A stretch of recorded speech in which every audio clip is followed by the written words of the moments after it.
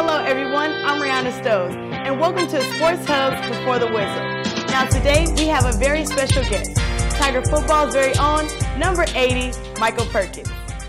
Now thank you so much for coming in and welcome to the studio. So now tell everyone your classification and where you're from. Well, as you said, my name is Michael Perkins, and I am a redshirt sophomore on the field this year, but I'm a junior in the classroom, and I am from Pasadena, California. All the way from California. Yes, ma'am. Now, what made you want to come to Jackson State University? Funny thing about that is Jackson State had actually always been in my life. I mean, my dad came to Jackson State and played football here, and so did my uncle. They both got to see some time with Walter Payton right before he left and went to the league. So there's a big family tradition with Jackson State and with football with us. And so when I got that call my junior year from Jackson State, I kind of always kept them in my memories, like, you know, hey, I'm playing high school football. I'm going to be going to college soon. So as soon as I got that call, I was really excited, and I knew Jackson State was a place for me. Now, what age did you decide to actually go about playing football? I'd have to say football started for me when I was about 5 or 6 years old. I mean, my parents always had me involved with sports. So when I was able to start walking, I always had some type of sports thing in my hand, whether it was a basketball or football, or I was running around trying to race people or something like that. But I would say around 6 when I started playing Pop Warner football. That's when I started to get my sports things going and starting to get on this train that I'm on right now. Right. So I know that every athlete usually have somebody who influences them, whether it's another athlete, a family member, a friend. So who do you think is your biggest influential person in your life?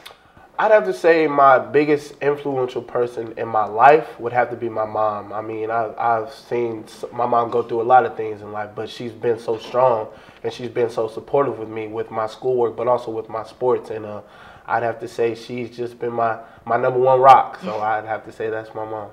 Now, do you have a certain model that you live your life by? I really don't. I really just try to live every day to the fullest. I mean, you know, I try to stay in a godly manner. I mean, you know, I want to keep God first in all things that I do, especially in my life. So, I mean, with that, I just try to stay as Christian as possible, and then I just do things to the best that I can. Right, right. So now, after college, do you plan on furthering your football career, like going to the NFL? Is that one of your dreams and goals in life?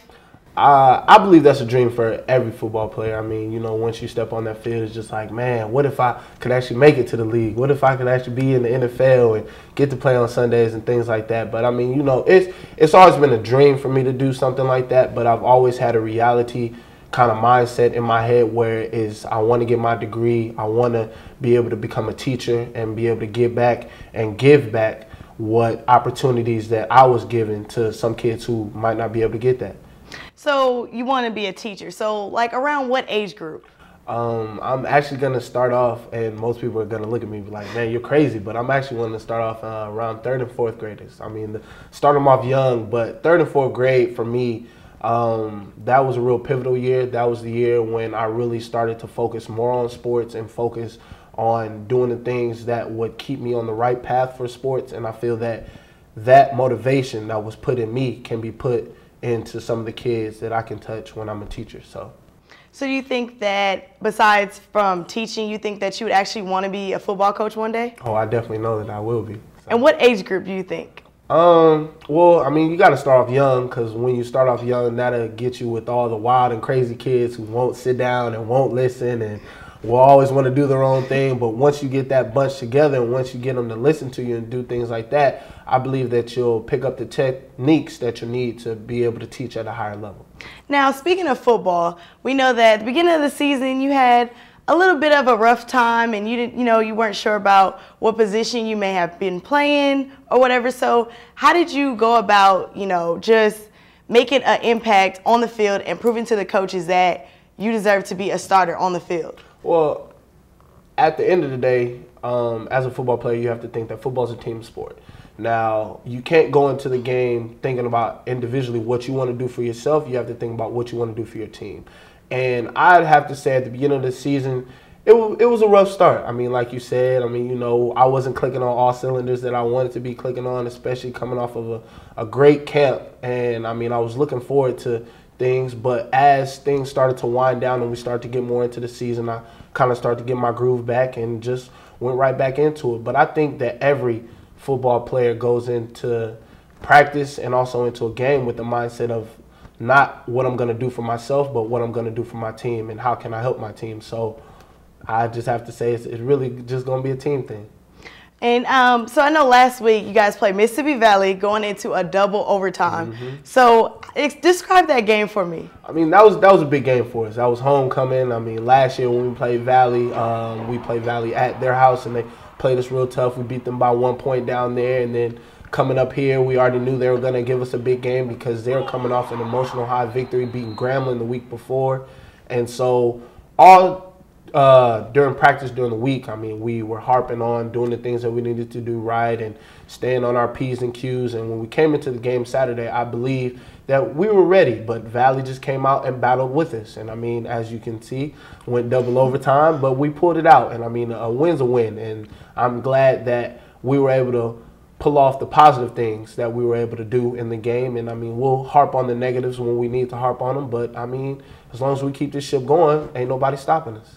Now, you mentioned Grambling State University, and I know that Grambling State's game is coming up soon, but I heard that you guys haven't won against Grambling since 2007. So what have you guys been doing to prepare and try to, win this game? Because I know Grambling State is a big competitor. Now, no matter what type of season we're having and what type of season Grambling's having, they're always going to play us really tough. Grambling, Jackson State, that's always one of the biggest games of the SWAC conference, I mean, in general. And so coming into even this week, being our bye week, we were still staying tough on making sure we tucked the ball and making sure we caught the ball and doing the things that we needed to do. And I just feel that if we stick with our original plan of practice and doing the things that we know we're supposed to do and not trying to do extra things and going overboard and, oh, we need to do this and we need to do that, and just stick to our normal basis on what we've been doing for the past 2 weeks, I think we'll be okay with Grambling.